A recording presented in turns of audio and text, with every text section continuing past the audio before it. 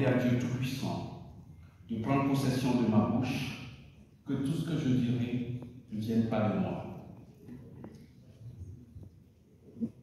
Je voudrais ici me présenter brièvement, car le temps qui nous est imparti est tellement court qu'on ne peut pas rentrer dans un discours aussi long.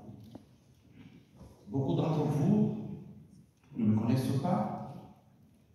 Certains d'entre vous savent qui je suis. Je suis un fils d'Afrique, dont le hasard a fait qu'il est né sur une terre qu'on appelle le Togo. En 1986, dans des discussions à bâton rompu avec mes amis, je me disais que notre peuple est éparpillé dans le monde. Qu'est-ce qui nous lie? Y a-t-il un jour qui nous sert de référence? Quel est le symbole qui nous lie? Dans cette discussion, je disais, j'espère qu'un jour, nous aurons une journée pour célébrer nos valeurs, nos traditions, nos us et coutumes. Au-delà de ça, je me suis dit, mais l'Afrique est le berceau de l'humanité. Tout le monde en parle. Pourquoi il n'y a pas un jour dans l'année où l'humanité tout entière rend hommage à l'Afrique, notre berceau commun? Jamais je ne pourrais imaginer que ça allait tomber sur moi. Mais vraiment, on vient de très loin. Je veux ici dire merci à l'UNESCO, à tous les groupes de l'UNESCO dont je vous demande d'ovationner tous les groupes de l'UNESCO.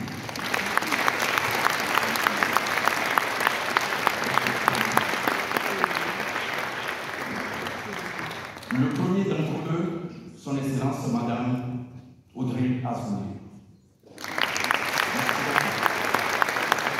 Je voudrais faire mention spéciale au Togo, à sa tête, son Excellence Faure Gnassingbé. Pourquoi? En 2016, nous avons lancé officiellement la Journée mondiale de la culture africaine et afrodescendante. Nous avons eu l'honneur attentif des plus hautes autorités du Togo, à sa tête, son Excellence professeur Robert Doucet.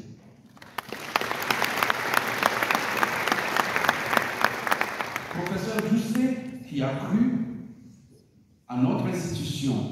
Et aujourd'hui, je remercie le bon Dieu que, actuellement, au Togo, tous les ministères, toute l'éducation nationale sont en branle pour la journée de demain. Car la journée mondiale de la culture africaine, la vraie date, c'est le 24 janvier de chaque année. Pourquoi nous avons choisi le 24 janvier?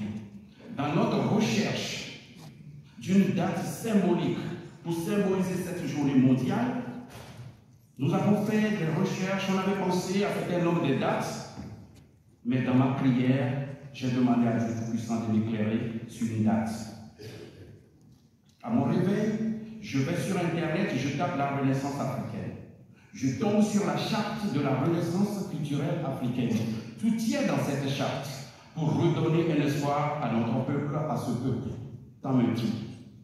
Et c'est de là que je choisis, je singularise, j'ai choisi le 24 janvier pour en faire définitivement la date de la célébration de la journée mondiale de la culture africaine et afrodescendante.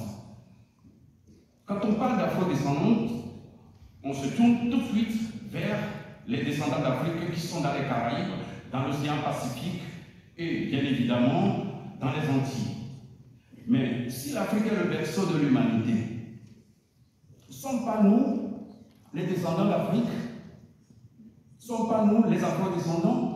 De par nos couleurs, de par la diversité de nos couleurs, je voudrais ici, une fois de plus, remercier toutes les bonnes volontés qui ont accompagné cette idée aussi noble qui, aujourd'hui, nous permet de nous retrouver ici et saluer ceux qui nous visionnent depuis leur position, de leur dire merci et une fois de plus, vous inviter à devenir notre ambassadeur de bonne volonté et promouvoir cette journée.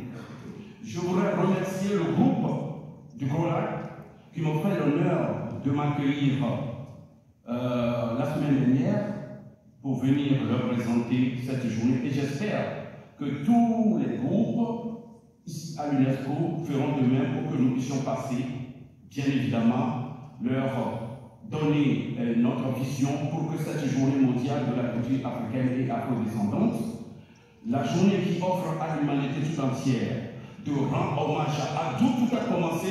Un applaudissement pour l'Afrique, notre version commune.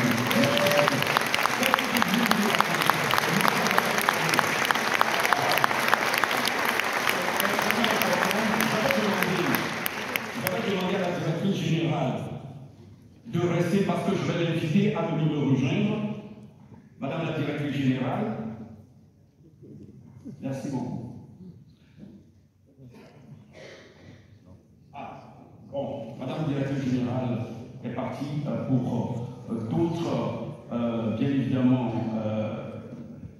qu'est-ce qu'on peut dire, mais je ne vais pas vous retenir autant. Ce que je veux que vous puissiez retenir, c'est que l'UNESCO nous a fait confiance. L'UNESCO a accepté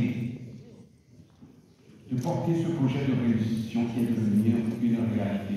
Je voudrais rendre hommage à toutes les bonnes personnes qui ont fait le déplacement depuis Djibouti, depuis la Guinée, à savoir Mme Diongourou, qui est la première